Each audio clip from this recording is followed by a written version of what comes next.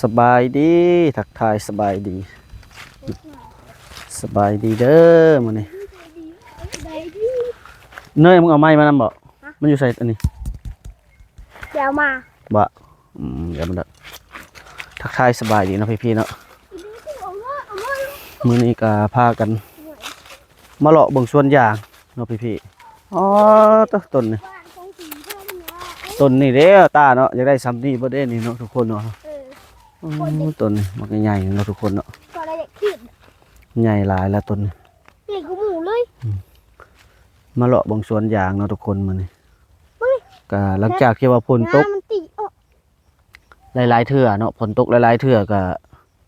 ยังบ่ทันใส่ปุ๋ยยังบ่ทันตัดหญ้าเนาะก็รอให้ฝนตกอีกซะก่อนจังสิตัดหญ้าแล้วจังสิได้ใส่ปุ๋ยเนาะทุกคนเนาะก็อันนี้ก็จะเป็นปีที่4เนาะยางของเฮาเนาะเป็นปีที่4ก็มาเลาะเบิ่งก็โอ้โหต้นนั้นตายเนาะพี่ๆเนาะตายมีต้นตายอีกละไปเลาะไปเบิ่งนำกัน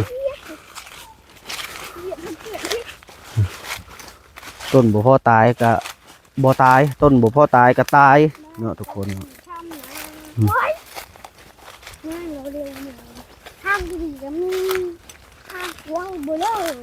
ตัวนี้ยังอยู่ได้นี่เนาะมันกำลังสิปงเนาะทุกคนทั่วต้นนั้นผัดตายล่ะ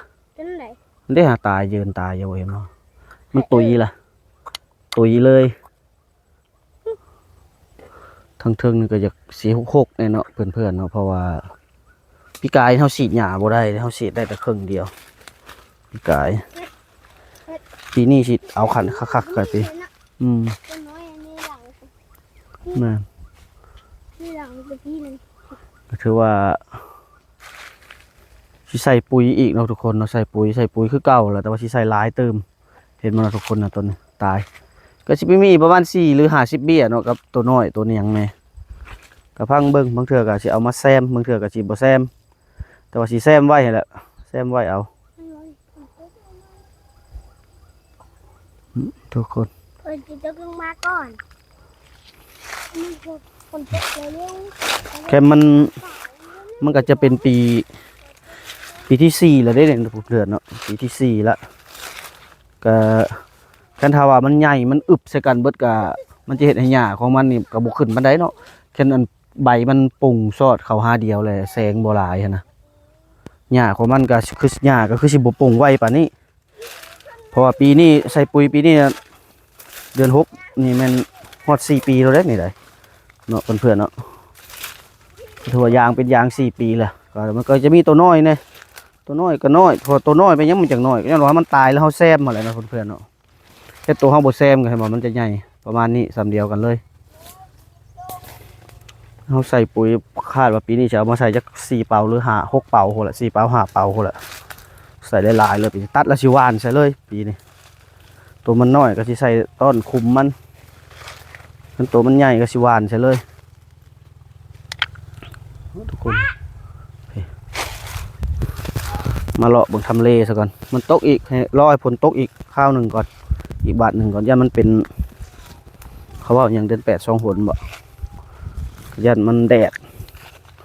เขาว่าอยากใส่ฮะแล้วเนาะก็ลมครอบครัวว่าเพิ่นก็ว่ายังบ่ทันพาใส่พังเบิ่งอีกจักหน่อยก่อนให้มันตกนักอีกจักเทื่อ1 2 เทื่อหนึ่งแล้วจังสิออกมาตัดหญ้าแล้วก็จังสิใส่ปุ๋ยเนาะทุกเพื่อนๆเนาะอยู่ทางกกล้วยพวกก็ขึ้นได้ตัวที่เขาปลูกไว้อยู่ทางกกล้วยพวกขึ้นหลายอันนี้ก็คือเป็นการอัปเดตส่วนยางเนาะก่อนที่ได้ใส่ปุ๋ยเป็นต้นปีที่4นี้สภาพก็คือประมาณนี้แหละเนาะทุกคนเนาะก็สิได้ตัดหญ้าตัดยูซะก่อนจังสิได้มาใส่ฮะต้องได้ตัดหญ้าซะก่อนแหละจึงได้มาใส่ไปเลาะลงไปดิตัดหญ้านี่ก็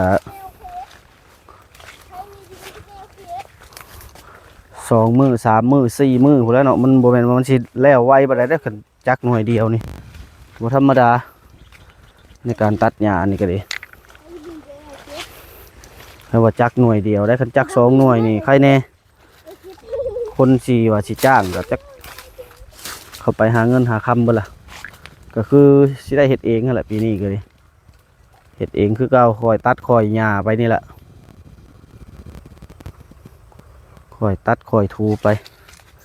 แต่ว่ามันก็คือสิบ่อันนั้นเนาะเพื่อนๆเนาะเห็นบ่พอเฮาสีดหญ้านี่มันจะเป็นบ่เป็นต้นไม้ใหญ่มันเป็นต้นแบบนี้ต้นเครืออันนี้ขึ้นมานี่ต้นแบบนี้ขึ้นนี่ก็คือสิตัดบ่ยากปานใด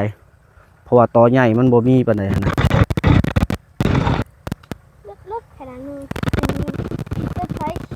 เร็วๆ ก็มีส่วนมากก็จะเป็นอยู่ทางเทิงพู้นแหละ อ้าวว้า ก็คืออันนี้จะเป็นต้นมันน้อยให้มันเนาะทุกคนเนาะแค่ว่าต้นที่มันบ่ตายมันจะเสมอกันซ้ำนี่ขึ้นลงไปเลยแค่ต้นมันบ่ตายต้นมันบ่ตุยนะต้นมันใหญ่ตั้งแต่เฮาปลูกพู้ตั้งแต่ทำอิฐเลยฮะถือว่าโอเคแบบนี้ต้นที่มันน้อยๆแบบนี้แม่นต้นที่เฮาเอามาซ่อมแซมเนาะตัวที่มันตุยนั่นแหละทุกคนเลยเพื่อน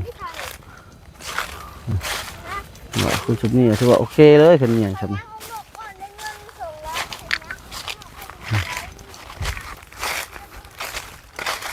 ทั้งนี้นะมันต้นมันน้อยก็มันเอามาซ่อมแซมตัวที่มันตุยก่อนประมาณปี1 2 ปีเขาแซมจะได้ซ่อมแซมไปนำทั้งแคมพูดทั้งเต็กเนาะยังน้อยอยู่ทั้งแคมทั้งนั้นแคมทั้งนั้นทั่วยังน้อยหลาย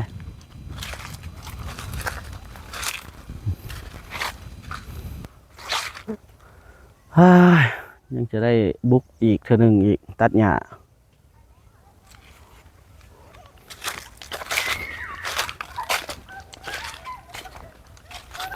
เจ้าเนาะเพื่อนๆเนาะก็คือว่าคลิปนี้กับบ่มีอย่างไรก็คือว่ามีแต่การอัปเดตส่วนอย่างเนาะมาเลาะเบิ่งก็กำลังสิเริ่มใส่ปุ๋ยจะว่ารอให้ผลลงอีกจักให้มันซุ่มกว่านี้อีกหน่อยหนึงเลยเอาสิมาตัดหญ้าแล้วจังใส่ปุ๋ยนั่นแหละเนาะทุกคนเนาะก็ถือว่าคลิปนี้ก็บ่มีอย่างไรก็มาเท่านี้ก็ขอสิ้นสุดเนาะการพามาเลาะเบิ่งส่วนอย่างขอขอบใจเนาะที่เขามาหับชมขอกล่าวคำว่าสบายดี